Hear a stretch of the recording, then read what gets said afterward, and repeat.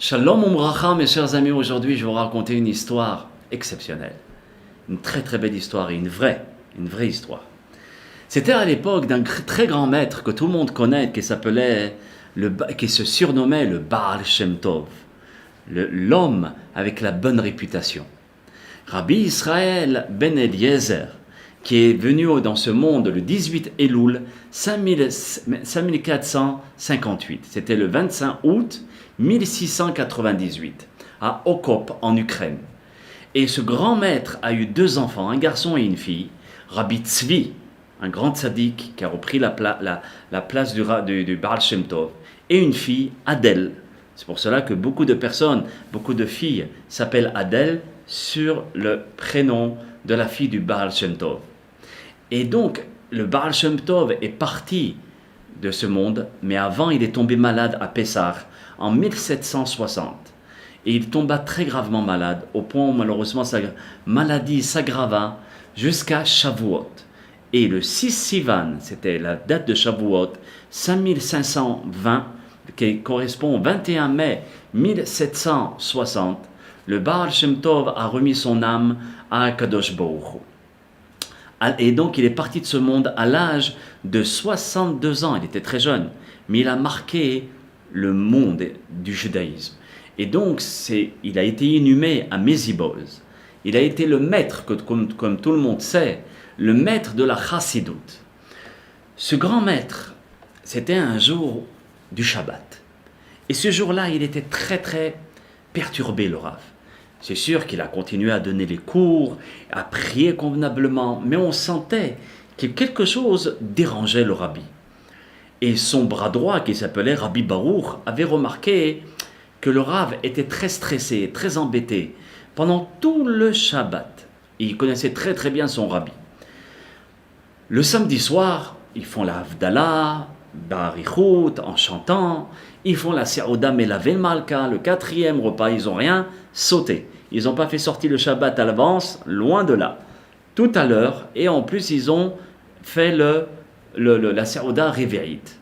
Tout a été vraiment à l'heure. Maintenant, dès qu'ils ont terminé le Birkat Hamazon de la Seouda, d'accord, de Melavé Malka, à ce moment-là, le Baal Shem Tov se lève tout de suite et il s'adresse à son élève, il dit « on s'en va ». Et il dit à son valet « va vite préparer les chevaux et tu mets le maximum de chevaux pour qu'on puisse aller vite ». Tout le monde était étonné. Comment le Baal Shem Tov nous prévient même pas qu'on doit partir, au moins dis-le nous avant, comme ça on prépare. Rien. Et là, à ce moment-là, le Baal Shem Tov prépare tout le monde, d'accord, afin de sortir. Il dit à son épouse, prépare-nous tzeda la derer, un petit sandwich, de façon à ce que demain on ait de quoi manger. Tout est prêt, le Baal Shem Tov court pour ne pas perdre une minute vers le carrosse, et le Rabbi Baruch, qui était son élève, court aussi. Il se demande pourquoi il faut courir. À ce moment-là, tout le monde rentre dans le carrosse, ils sont en route pour une destination inconnue. On ne sait pas. Au bout peut-être de 6 heures de route, le Baal Shem Tov dit stop. Vous savez que beaucoup de grands Admourim disent que le Baal Shem Tov, quand il voyageait d'une destination à une autre, c'était généralement par le Ruach HaKodesh, d'accord? C'était par le Shem HaMeforash, le nom de Dieu, qui le transportait d'un endroit à un autre. Et donc parfois il mettait 2 heures lorsqu'il fallait, c'était une route de 6 heures, et 6 heures lorsque c'était une route de 12 heures. Donc c'était sûrement le cas, et donc c'était le nom de Dieu qui dirigeait le carrosse, sans que le Baal Shem Tov puisse connaître la route. Ils arrivent à destination, tout le monde descend, et le Baal Shem Tov, vous savez que on le reconnaissait de très loin, que c'était un juif, avec une barbe, des péotes, un shtraimel, et il marche aussi avec son élève. Et à ce moment-là, quand il rentre dans le quartier juif, tous les juifs commencent à dire « Rabbi, Rabbi, ne rentrez pas dans cette ville, c'est très dangereux !» Et tout le monde ferme les volets, les portes, à triple tour. Le Rabbi Baruch était très étonné de l'attitude des Bnei Israël de la ville. Il s'est dit, c'est pas normal. Au lieu de sortir, de recevoir le Baal Shem Tov, qui était le grand Admour Tout le monde se cache. Et tout le monde lui crie par la fenêtre, danger, vous vous mettez en danger, cachez-vous, sortez. Le Baal Shem Tov, Rabbi Israël, continue sa route comme si rien n'était. Mais à la surprise de Rabbi Baruch, le Baal Shem Tov traverse toute la ville des Bnei Israël et le ghetto, et il va vraiment dans le quartier non juif. Et il va vers la place principale de la ville, où là-bas il y avait plein de non-juifs. Le Baal Shem Tov n'avait pas peur, ni qu'on le tue, ni quoi que ce soit. Et il dit à ce moment-là, lorsqu'ils sont arrivés vers la place, il dit à son élève Rabbi Baruch, tu vois cette maison là-bas? Vas-y.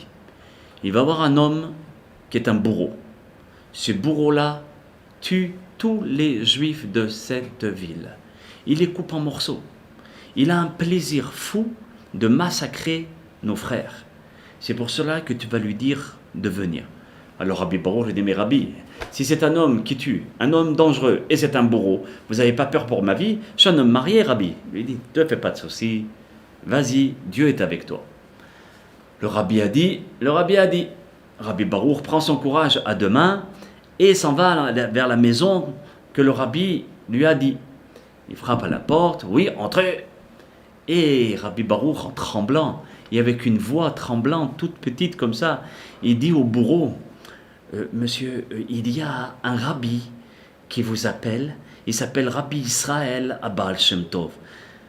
Et c'est sûr qu'il pensait qu'il allait se faire jeter, se faire injurier, etc. Au contraire, le bourreau se retourne et lui dit, oui, dites-lui de m'attendre 15 minutes, je suis à lui. Dans 15 minutes, maximum. Le Rabbi Baruch est très étonné de la réponse du bourreau. Il retourne en direction de ce rabbi en courant, d'accord, et il dit, ça y est, Rabbi, mission accomplie. Le bourreau vient dans un quart d'heure. Il dit, non, je ne t'ai pas demandé de lui dire de venir, je lui ai dit de venir avec toi. Alors tu vas retourner et tu dis, je veux maintenant, je n'ai pas de temps à perdre, je dois retourner enseigner la Torah dans ma ville, à Méziboz, d'accord, alors dis-lui de vite venir. Rabbi Baruch, il dit, mais c'est pas grave, 10 minutes, on va attendre, on va faire des psukim de Tehillim. Il dit, non, maintenant. Vas-y, mon fils, t'es protégé par Hachem. Bon, Rabbi Baruch reprend son courage à deux mains et il s'en va en direction de la maison de ce bourreau. Il frappe à la maison, encore une fois, on lui dit de rentrer, et là, il dit, vous savez, monsieur le bourreau, excusez-moi, mais le rabbi vous veut maintenant.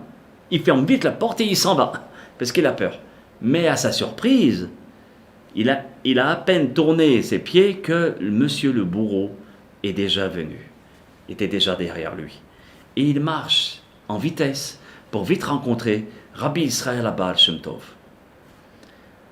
Les trois s'en vont dans une maison dont le Baal Shem Tov connaissait. Il rentre en premier, le bourreau rentre en deuxième, et Rabbi Baruch s'apprêtait aussi à rentrer dans la maison. Mais c'est là où le Rabbi Israël lui dit stop.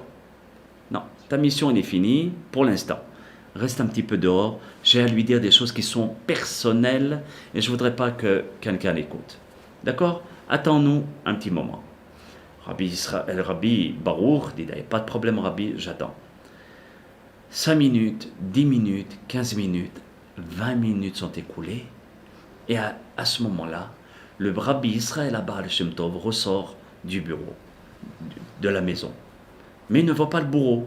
Il voit un homme, qui était le bourreau, qui était assis, recroquevillé sur lui-même, qui était en train de pleurer. Il se demandait ce qui se passait.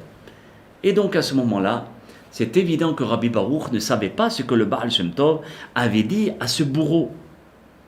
Ils retournent c'est-à-dire tous les deux, à Méziboz, et l'histoire s'arrête ici. Mais c'est sûr, comme vous avez compris, elle continue. C'est-à-dire, pour nous, on va comprendre la suite, Be'ezrat Hashem, avec malheureusement la disparition lorsque le Rabbi Israël à Baal Shem Tov va partir de ce monde. Rabbi Israël va partir de ce monde, mais avant, il donne des directives.